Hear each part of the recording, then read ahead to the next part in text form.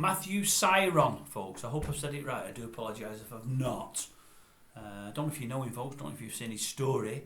He was on the news this morning. I think I seen something a day or two ago, but he was on GMB this morning. He's the fella, youngish fella, probably I think early 30s, but I've not researched.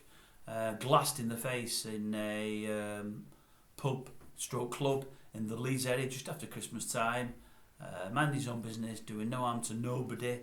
A guy smashes a bottle in his face. Glass goes all up into his eyes. He's blinded in one eye. It'll probably never recover. There was particles of glass in both eyes. He may get something out the other eye. There's a chance, but it's not definite. He's got kiddies, and he's saying that he may never ever see them again. The story goes, I think I read that, I think he's British by descent, lived over here for many years, used to play rugby, been to Australia for about 11 years, came over here at Christmas time to see some of his nephews and nieces.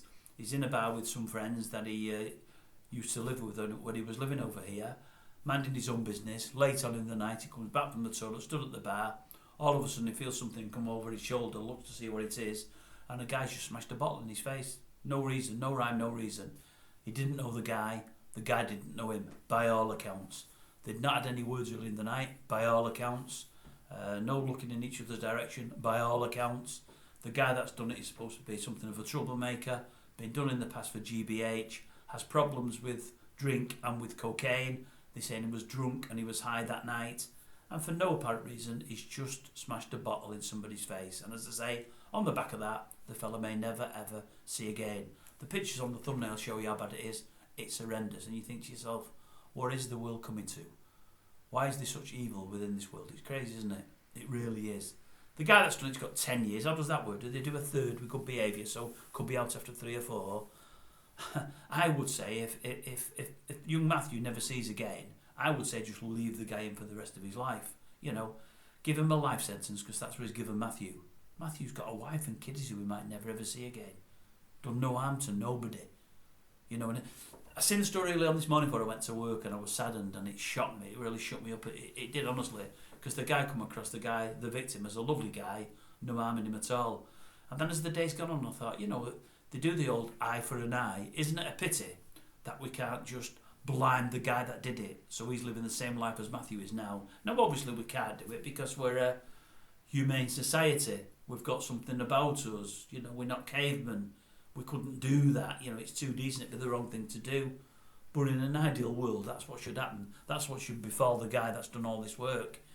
And as I say, he's been done for GBH in the past and various other crimes. And Matthew saying, should he be allowed in bars at God knows what time at night when the police know all about him? Anyway, Matthew's heading a campaign now, should I say, to try to take glasses out of the way in bars and clubs throughout Great Britain. He's a lone voice at the moment, but he's trying to gain some momentum and he's hoping to do that. He said he's lived in Australia for the past, as I say, 11 years, and I think he said Australia have a thing where from 1 o'clock in the morning there's no more glass. It's plastic only, no glass at all. And I thought, that sounds a good idea. If somebody said to me, you've got to start using plastic instead of glass, because we don't want to risk anybody having stuff smashed in their faces, I'd still be disappointed, because I like glass. I don't like plastic. I don't like drinking out of plastic. None of us do. But I suppose if it saves somebody's sight or even saves a life, then it's worth doing. And on reflection, as the days got on, I thought, to be honest with you, what they should do in this country is stop glass from, say, 11 o'clock. 11 o'clock's normally last orders, and then you get late drinks, and in clubs you go even later. Many people have had enough to drink by 11 o'clock, and the nutters that become nutters, that change from, I don't know, Jekyll to Hyde or vice versa, by then they probably had plenty enough alcohol inside them, and it's after that time they're probably going to cause nuisances of themselves and ruin people's lives. So I think on reflection, I think he's got a point. They probably could do with taking glass out of pubs and clubs, but maybe they should do it from 11 as opposed to 1 o'clock. But it's just horrendous, it is, honestly. Have a look at the pictures, they're shocking.